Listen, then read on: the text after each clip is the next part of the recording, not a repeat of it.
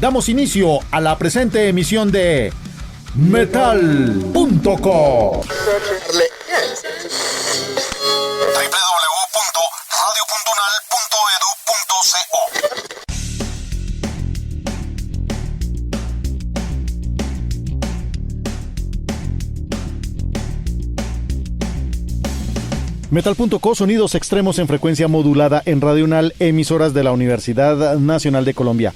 Estamos recibiendo en este momento la visita de un escritor colombiano radicado en México. Viene a presentar su pieza escrita, que fue lanzada en el año 2024 en la Feria del Libro de Bogotá y que francamente no habíamos tenido el gusto de conectar con ella, haber tenido un conocimiento cercano para haberlo presentado previamente en este espacio. Diego Leonardo González Rodríguez, bienvenido a las emisoras de la Universidad Nacional de Colombia y a Metal.co. Fabián, muchísimas gracias por la invitación para hablar de este libro que, pues nada, es de la historia del rock bogotano. Todo escrito es necesario, sobre todo porque lamentablemente en la generación nuestra y las anteriores, no es que no hubiera la precaución, sino que eran muy pocos las personas que veían con ojos académicos todo lo que ocurría con el acontecer juvenil relacionado con las músicas.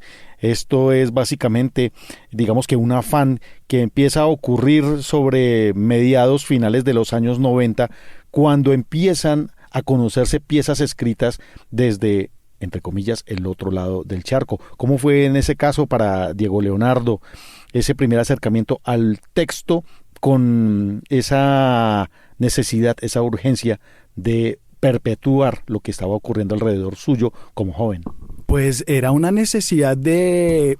No encontraba muchas piezas que hablaran del rock, de nuestro rock, del rock que se había hecho en Bogotá y que se hablara desde un lenguaje periodístico. Esto es una crónica rock que intenta ser amena y contársela a la gente, de una manera cordial, pero profundizando bien los temas. Son las 5 décadas del rock bogotano, desde 1957 hasta la década del 2010, terminando 2010. Entonces era una forma como de profundizar sobre la materia y contar un poco cuál había sido nuestra historia, la historia que habíamos de quienes éramos adolescentes o posadolescentes en la década del 2000. Claro, pues es que siempre lo hemos dicho en estos micrófonos cuando hablamos acerca de los escritos. Esta historia antropológica, esta historia es revisionista. No está dicha toda la verdad, no existe ningún libro que diga uno, este es el libro que cuenta todo, porque de pronto hay un par de líneas escritas en otro libro que no se tuvieron en cuenta acá y nos puede atrasar el reloj, el cronograma un poco de tiempo. Y usted está diciendo 1957. Cuando nosotros teníamos el reloj estaba más o menos para 1963, más o menos. En los 50 aparece la canción Carlos Pinzón, que estoy cansado de que lo coloco, pero que siempre lo tengo muy presente, de que esa es la primera canción colombiana que habla de rock. No es que sea rock, habla de rock. Pero 1957, ¿qué encontró usted para poner la fecha allí? Pues era la llegada del locutor Jimmy Reisbeck, que con su programa de radio ponía a los Beatles y a muchos rock and rolleros de la época, porque él traía toda la música de los Estados Unidos donde era residente.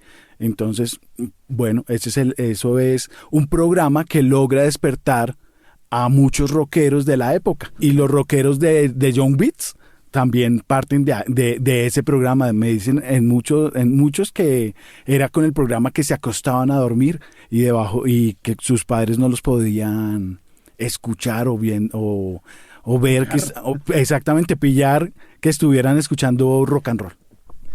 Bueno, esa historia creo que alcanzó a transgredir una generación y incluso 2 generaciones posteriores, de que el rock era algo prohibitivo. ¿Cuál fue, sabe usted, tiene el dato, cuál fue esa frecuencia, cuál fue esa emisora que abrió, en este caso, ese programa, ese espacio para los jóvenes en su momento? Es que no recuerdo, pero era una emisora filial a Caracol Radio. Con Jimmy Reisbeck. No recuerdo el dato exacto de eso, pero sí, Caracol. Caramba, insospechado después de convertirse en un planeta perdido en el universo del rock. Pero bueno, vamos a continuar hablando entonces sobre este libro, Bogotá, Volumen y Distorsión, que es una crónica acerca de la historia del rock en la capital del país y escrita por Diego Leonardo González Rodríguez aquí en Metal.co. Metal.co, sonidos extremos en frecuencia modulada en Radio Unal, emisoras de la Universidad Nacional de Colombia. Acompañados en nuestros estudios tenemos al escritor Diego Leonardo González Rodríguez y su libro Bogotá, Volumen y Distorsión, 5 décadas de rock. Bueno, Diego, ya teniendo ese dato, digamos que es supremamente importante que haya llegado a las ondas hertzianas el rock en Colombia, con todo lo que pudo haber ocurrido en los años 60 y que realmente no pasó nada, nos tuvimos que esperar hasta los años 70 como para empezar a acercarnos a ese género musical que ya estaba muy establecido en Inglaterra, en Europa, en los Estados Unidos, pero que en Latinoamérica había tenido una entrada muy agridulce.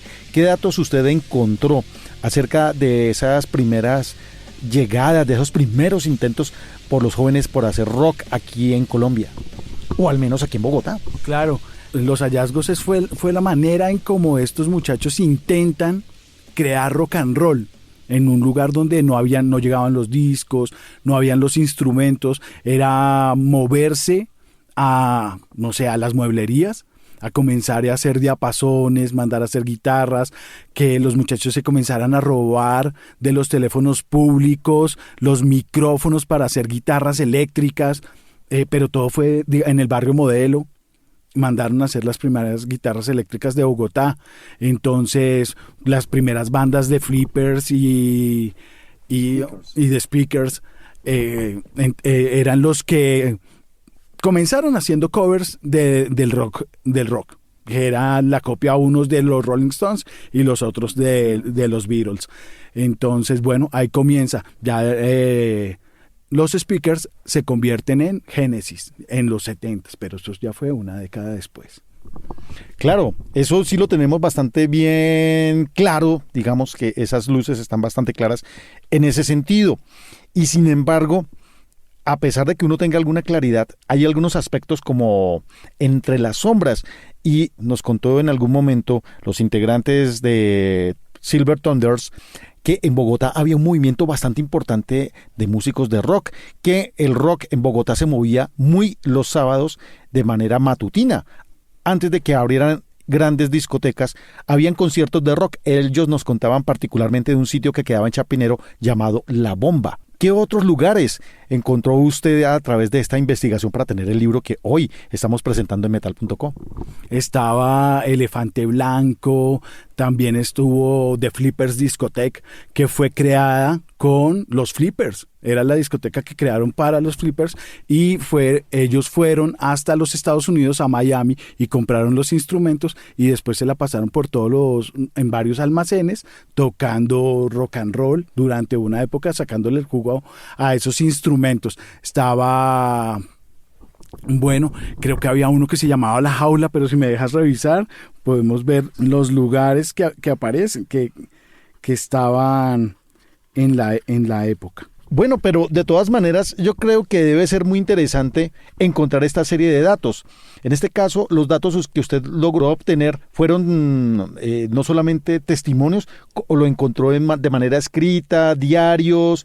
¿Cómo fue ese compilado para tener, digamos, ese rastro antropológico que hoy estamos presentando en el libro? Bueno, fueron más de unas 150 entrevistas, hablando con gente de todas las generaciones, desde Arturo Astudillo de los Flippers hasta, no sé, terminando René Segura de Odio a Botero, o la gente de Sin Salida, o de La Pornomotora, o de Itirial. Entonces, bueno, gente que ya estaba haciendo 5 décadas después rock and roll para esto. Pero volviendo a tu pregunta, de los bares que habían en la época era Elefante Blanco, Mamut Rosa, El Diablo, La Mazmorra, La Caverna, La Jaula, La Píldora, El Cisne, Zeppelin, Los Cojines, Le Bon Gut. La Bomba fue como la más conocida, pero de todas maneras, justamente los Silver Thunders a mí me abrieron bastante horizonte respecto a lo que pasaba aquí en Bogotá. Inclusive, ellos comentaban que cerca del año 71 se hizo un festival de rock en este caso fue en el Parque Nacional bajo el nombre Primer Festival de Rock en el Parque. De ahí se cogieron el nombre de Rock al Parque. ¿Qué otras cosas usted encontró entre esa investigación que se viera replicado generaciones posteriores? Pues yo encuentro unas similitudes con el Festival de la Vida, el Festival de la Amistad, el Festival de la Primavera, que todos se organizaron en el Parque Nacional y creo que en el caso del de la Vida tuvo 10.000 espectadores. 10.000 espectadores, entrada gratuita en el Parque Nacional, patrocinado por Tania Moreno, que ella tocaba la guasa en Génesis. Sí, señor, ese festival sí recuerdo que creo que fue posterior al que se llamó Festival Rock en el Parque. Yo creo que sí, yo doy básicamente con esos tres que son el Festival de la Vida, de la Primavera y el de la Amistad. Todos ellos patrocinados por Tania Moreno, porque ella tenía también una tienda de afiches que se llamaba Thanatos. Correcto, eso era ahí cerca al Parque de los Hippies en la 60. Había un corredor en donde se reunían algunos de los artistas, de los artesanos que estaban trabajando alrededor del rock. Exacto, el Dr. Rock tenía una pieza allí y era muy frecuente que en el Parque de los Hippies se reunieran de manera muy espontánea, muy esporádica y hacían conciertos.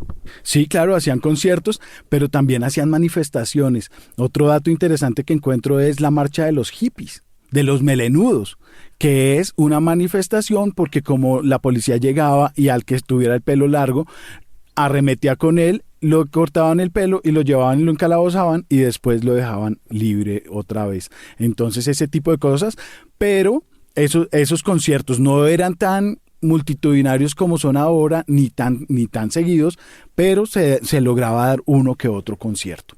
Bueno, ahora yo quiero soltarle un nombre que para mí siempre ha sido probablemente el colombiano más importante alrededor del rock y es tan importante que alcanza a tener impacto mundial. Se trata de Chucho Merchán. ¿Qué rastro obtuvo usted del maestro Chucho Merchán en su paso? Bueno, lo poco que logró hacer aquí en Colombia como músico frente a lo que el impacto que tuvo Chucho Merchán ya a nivel internacional afuera cuando se fue a Inglaterra.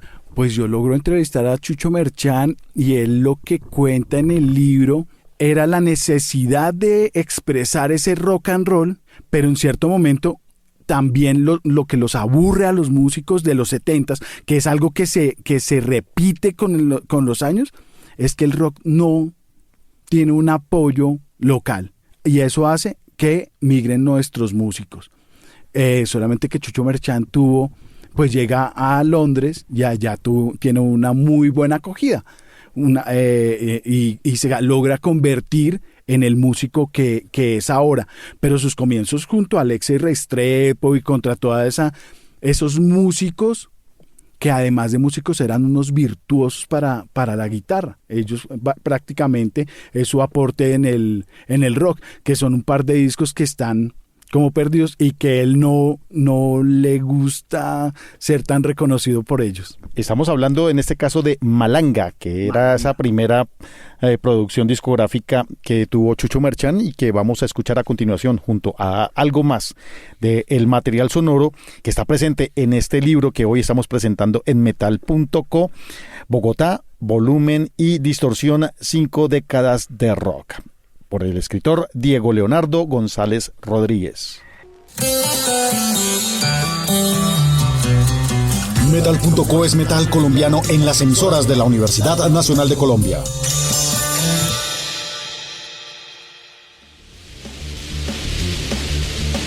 Metal.co, sonidos extremos en frecuencia modulada en Radio Unal, emisoras de la Universidad Nacional de Colombia, transmitiendo para sus frecuencias en Bogotá y Medellín, pero también nuestras emisiones asociadas en las ciudades de Tunja, Riohacha, Pasto, Neiva y Manizales. Hoy estamos acompañados por Diego Leonardo González Rodríguez y su libro Bogotá, volumen y distorsión, 5 décadas de rock. Diego, ¿hasta dónde llegó a rastrear usted el primer indicio de lo que podríamos llamar metal hecho en Bogotá? El primer indicio, bueno, los conciertos que hacía Darkness en Lotus Queen junto a La Pestilencia. Esos son los primeros del metal como tal, ahí el inicio de Darkness y cómo lo crea Levi y... Se me olvidan ahorita los nombres de las bandas, pero en los barrios, en Laureles y toda esta zona de Engativá, también acá en Chapinero, esa es la primera parte del metal que yo encuentro, que era también un paralelo con la movida que se hacía del rock en español en Chapinero, que eran bares más, por decir algo, de muchachos de clase alta. Lo que se llamaba en ese entonces los gomelos. Los gomelos, que se sigue llamando los gomelos. Los seguimos llamando los gomelos. Paralelo a ese movimiento y en estas épocas, en el norte de Bogotá estaba ocurriendo el fenómeno de los Billys, que eran una pandilla de niños bien, que eran muchachos, que eran hijos de militares muy prestantes en ese momento, que querían dárselas de niños malos y que tuvieron un encuentro muy terrible. En ese momento fue en el Parque de los Periodistas, en la 19 eso sería más o menos entre 19 y calle 13 con carrera segunda, primera. Tuvieron un encuentro en una de sus aventadas al centro de la ciudad con otro movimiento que estaba en ese momento muy pujante, que eran los punks. Los punks eran los dueños en ese momento de esa zona de la capital. ¿Qué otros enfrentamientos usted llegó a conocer, a datar para el libro? Porque Bogotá sí tuvo un momento en que fue bastante convulsa, aunque no al nivel de Medellín, pero sí fue convulsa para algunas tribus urbanas. Yo creo que es muy, muy similar al de Medellín. Y lo que encuentro, digamos, era los enfrentamientos de siempre, de los que iban a ver a Darkness con los que iban a ver a la Pestilencia, pero les tocaba encontrarse porque no había más sitios, entonces eso siempre terminaba en peleas. Óscar Orjuela, se me olvidaba el nombre de Darkness. Él es uno de los que me cuenta las historias. Otro movimiento que había, que también todos convergían, era el movimiento de los skinheads, contra los punks podridos que estaban en Chapinero y se enfrentaban, pero lo paradójico es que creaban conciertos, se tenían que encontrar y siempre terminaban peleados. Ahorita que hablabas de los Billys, ellos se encontraban como en la parte de La Calleja, que es donde se forma Sin Salida, y pues Sin Salida es un grupo que llama mucho la atención de los skinheads nazis o de derecha y a su vez ellos crean un contrapunto con los Sharps, que es el skinhead de izquierda o comunistas o proletarios, exactamente. Ellos los llaman así proletarios. Entonces, bueno, pero están todas esas cosas. Bogotá en una época no todos convergían en los mismos sitios, como acabo de decir, pero es que eran punks, eran Sharps, eran skinheads, eran metaleros, eran punkeros, eran escateros en los 90s, entonces todo era como una cosa, nadie se podía ver, pero todos les tocaba convivir. Hay un concierto muy conocido de la época que es el Rock por la Naturaleza, que se llevó a cabo en Cérvita en los primeros años 90, 91. Es que son datos muy exactos, pero voy ahí como con lo que pasaba, o el Calavera Rock. Fue en el Coliseo Cubierto, el Campín. Ahí fue, y reunieron a mucha comunidad metalera de Bogotá, y tiene un dato curioso, el organizador, cuando llegó el momento del concierto, les preguntó a los músicos: ¿ustedes necesitan amplificador? Imagínense lo que nos pasaba. Una cosa que me cuentan muchos músicos en más de 130 entrevistas, como ya te dije, es que era muy precario nuestro sonido, nuestra manera de hacer las cosas, pero muy entretenido. O sea, y como te acabo de decir, son cosas pues ya pasaron y tienen mucha sal. Esa fue la historia del rock que nos contó, que nos tocó, pero además una historia de rock muy violenta, muy violenta, porque además, digamos, ya en los 90s, que es como un semillero, una explosión del rock en Bogotá, que da más de 140 agrupaciones en su momento, y muchos se sentían atrapados en una Bogotá cercada por la violencia tanto de Pablo Escobar, como de la guerrilla y como de los grupos paramilitares que no dejaban que las ciudades fueran como un hervidero y que unas estuvieran separadas de otras. Entonces los músicos decían, y las letras se ven los mismos nombres de los grupos: Sangrepicha, Darkness, La Pestilencia, todo eso le habla a uno. No sé si tú te acuerdes de una canción de La Pestilencia, de un cassette que rodó de mano en mano en mano en Bogotá, que era Futuro nunca habrá, futuro nunca ha habido en este mundo. Eso fue himno. Eso fue un himno generacional. Y todos teníamos ese cassette que no sé dónde salió, pero lo habíamos grabado y regrabado, y eso y también los grupos, ahorita que decías que se confrontaban unos contra otros, ya no llamaban a la pestilencia, sino la pepsilencia, porque hicieron un concierto alguna vez que fue patrocinado por esa marca. Además, otra cosa, que Bogotá, al igual que las localidades que presenta, tenía las formas de hacer rock según la localidad.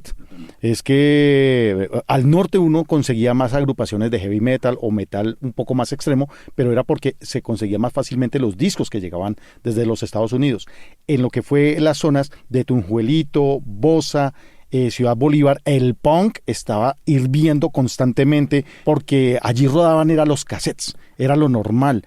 En el centro de la ciudad era el punto de convergencia para estos grupos juveniles, pero lo que era la parte central de la ciudad sí tenía como otras metodologías, otras formas de ver el rock. Se asumió el rock desde diferentes perspectivas según el punto geográfico de la ciudad. Y para este caso, Diego, en el sector en el que usted se crió, ¿cuál era el rock de esa localidad? Pues yo vivía al norte, pero siempre fui como punk de corazón. Entonces tenía cassettes de La Pestilencia, pero también estaba en la 127, los que te acabo de decir, Sin Salida, Boca Abajo, pero yo seguía también a agrupaciones como Pornomotora o no, como la de Gregorio Merchán, Morfonia. Y lo que hablabas ahorita, había un hardcore que se hacía al norte de la ciudad, que era todo lo que se movía en la calleja, pero también había un hardcore más al sur que fueron los que se desprendieron después de Sin Salida, los que ya no querían, porque hay una división con Sin Salida y era como Ataque en Contra. Y que ellos eran como de Niza. Que eran también de Niza. Y bueno, la gente de Tunjuelito, de Bosa, que bueno, eran más agrupaciones de más punkeras. Además que habían algunos puntos de reunión no solamente en el centro de Bogotá. Usted lo mencionaba, decía 127, aunque mis recuerdos son sobre la calle 119, lo que se llamaba en ese momento el segundo puente Spring. Debajo de ese puente, los días sábados, como después de las 3 de la tarde, llegaban unos manes que eran unos gomelitos, me acuerdo que tenían un Mazda rojo. Yo estuve ahí, estuve dos veces allí. Y ellos llegaban con discos, siempre, como que el papá o la mamá trabajaba con una aerolínea y siempre les traía discos. Entonces los manes decían, bueno, tenemos estos discos, era como a 200 pesos que cobraban el cassette, la copia del disco. Entonces uno le pagaba los 200 pesos a los manes y esperar una semana a que se los entregaran. Y entonces la vaina era ir a escuchar la música. Y ahí se reunió muchísima gente. Y eso era muy cerca, en ese momento, pues, bueno, eso es muy cerca de Unicentro. Pero nunca habían encontrones allí. Recuerdo que la segunda vez que estuve, pasaron los de Pasaporte regalando el disco que estaban obsequiando con las gaseosas en ese momento, que era un sencillo doble. Correcto, ese disco se reclamaba con 6 tapas de Postobón, pero ellos lo estaban regalando, el disco de Pasaporte. Yo obtuve una copia de manos de la agrupación Pasaporte en ese momento. Estuve afortunadamente el día que era. Pero esos puntos de encuentro fueron cambiando poco a poco, fueron mutando, pasaron a Chapinero, a la zona cercana al Parque de los Hippies y a las casetas de la 19, que yo creo que es imposible no hablar del desarrollo del metal bogotano o del rock en general bogotano sin hablar de esta zona de la ciudad. ¿Qué encontró usted frente a eso, frente a lo que era la calle 19 como punto convergente del rock bogotano? El Omnicentro, las tiendas de Saúl, pero lo que tú dices eran las casetas, ir allá, solicitar un disco y esperarse un tiempo. Pero también una anécdota que muchos cuentan es que tenían que llegar allá y saber algo porque se iban a llevar un regaño y si no, pues simplemente no los atendían. Pero sí, era un punto de encuentro de muchas agrupaciones y una vez de muchas personas que después hicieron agrupaciones y de muchos de los otros que simplemente escuchamos y nos volvimos como melómanos y conocedores en ese momento de ese rock. Pero evidentemente fue el punto en el que la gente solicitaba como el disco que quería escuchar y tenía que esperar. Esa fue como los grandes almacenes del rock de nosotros, tipos como el Doctor Rock son fundamentales en esta historia, que también ahí es que son como semilleros, y también está Andrés Durán, que después sería uno de los que nos impulsó mucho. Lucho Barrera, claro, todos ellos. El Sastre, claro, con los discos de también el mismo Héctor Buitrago, ¿no? Que hizo esas casetas, hizo parte de las casetas, pero también, mira, una historia que peculiar con Héctor Buitrago es que yo creo que es una persona como destinada para haber sido lo que es. Y es, primero, le compra el bajo a uno de los speakers. Ah, sí, cierto. Como recibe como ese legado. Sí. Y después forma también, o le dejan un programa de radial. Entonces por ahí también distribuía el rock, nos lo gustó llegar. Pero además de eso también tiene Transilvania y una cantidad de... Claro. Que el mismo Alejandro Duque, el Duque, sí, el baterista, me dice, es que era conocido como el zar de los bares del rock en Bogotá. Entonces, pues sí, yo le veo mucho y además forma dos de las bandas más importantes del rock bogotano, como son La Pestilencia y Aterciopelados. Sí, o sea, más allá de que nos gusten o no, son pilares y son, bueno, Aterciopelados es reconocidísima a nivel comercial en el continente, ¿no?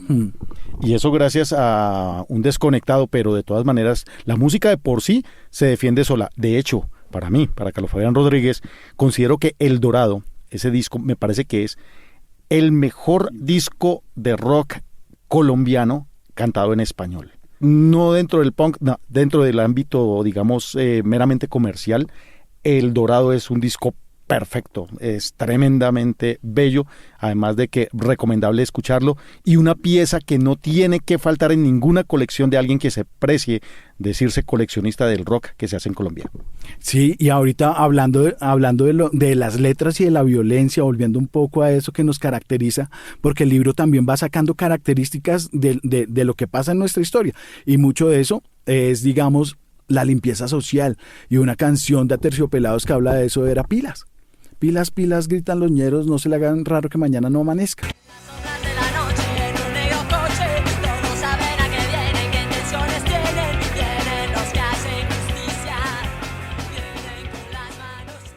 Entonces eso hablaba de la limpieza social, cosas que nos marcaron y cantadas de una manera que nos llegaron a muchos de los que teníamos 14, 15 años en la época, que decía, eso habla de mi ciudad, eso es lo que está pasando. No nos enorgullecemos, pero el rock además tiene esa necesidad, ¿no?, de contar lo que es. El rock es un cronista. Es un cronista de las vivencias de unos jóvenes en una ciudad que difícilmente los llegaba a entender.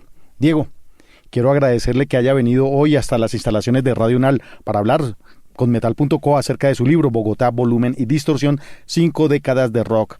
Cuéntenos, por favor, Diego, ¿en dónde encontrar el libro y en dónde contactarlo usted en redes sociales?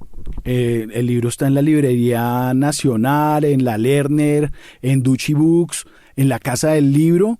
Y bueno, se puede encontrar también en la editorial que es Escarabajo Editorial.